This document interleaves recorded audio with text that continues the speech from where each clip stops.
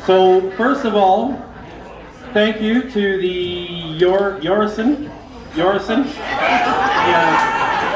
Sorry, this would be the Norrison family. We got it. I mean, yeah, we got it. Lachlan Norrison.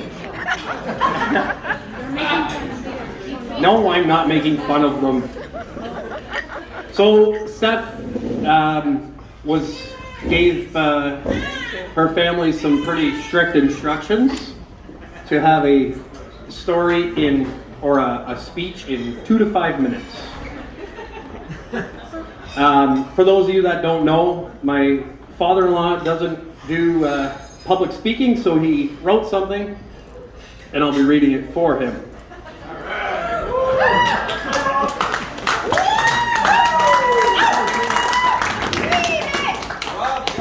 Roughly 68 minutes. In roughly 68 minutes, 6 to 8. So if you hear anything saying our daughter or we, it's not me. It's called Steph's Story, as told in under 5 minutes. Our third child, not mine, was born the 12th of August, 1989. Wow, you are old. That just clicked in there a minute. Lachlan, you weren't born in the 80s, were you? Oh! She still got it. 90s, baby.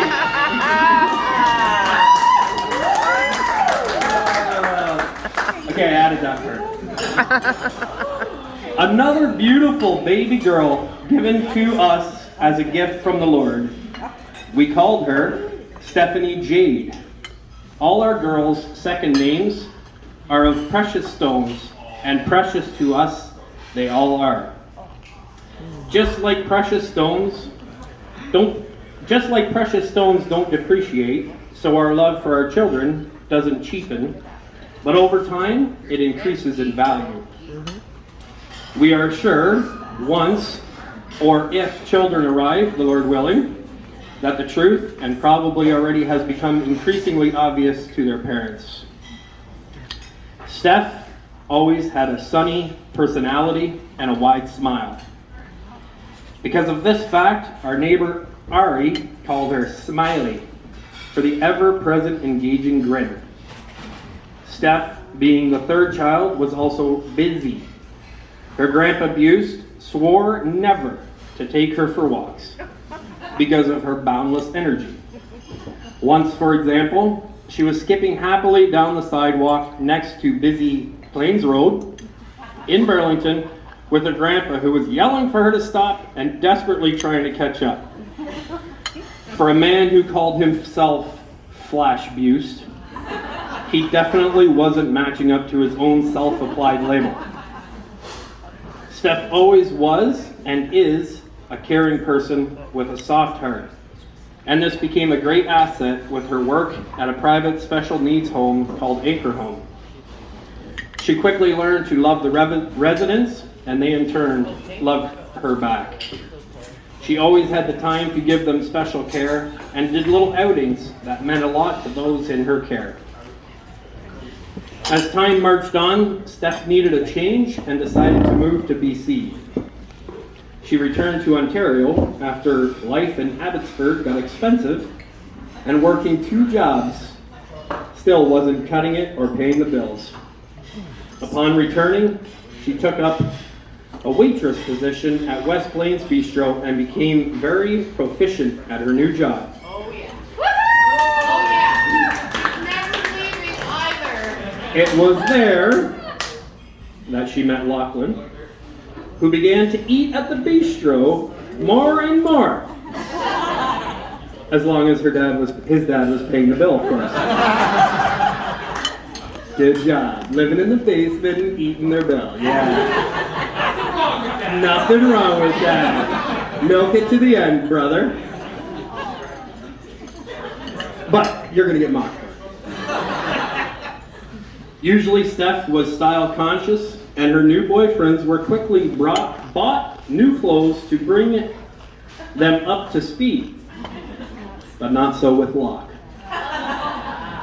And this is not my words. He wore those ugly purple shorts forever. His t-shirts dragged up from the bottom of the clothes hamper. Wrinkles on Locke's clothes was given, and yet Steph rode his arm with a wide smile. Oh. Just try to save the planet. You're looking pretty clean cut today. You must have ironed that shirt.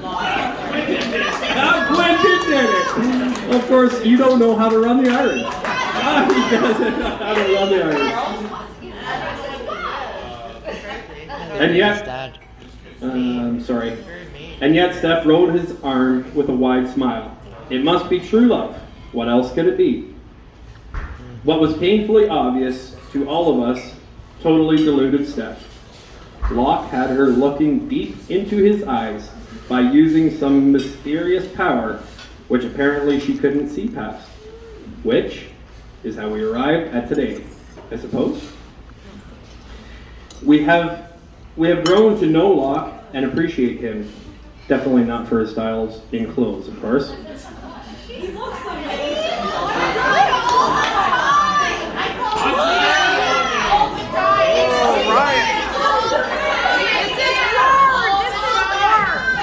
Hey, Lachlan, you're gonna have to get used to this, because Steph just totally cut me off here. I didn't even finish the sentence, okay?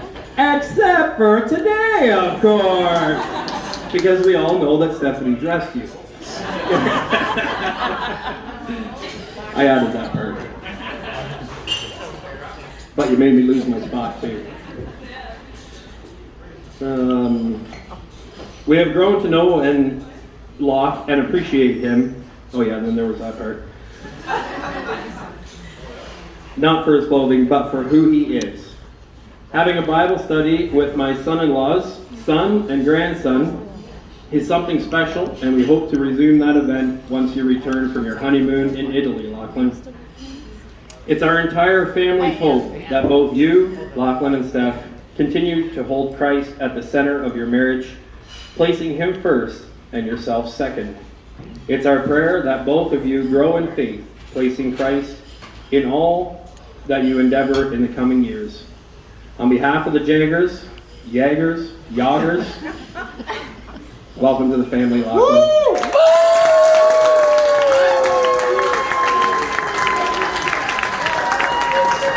And I didn't bring my drink, but a toast to Lachlan and Stephanie Morrison.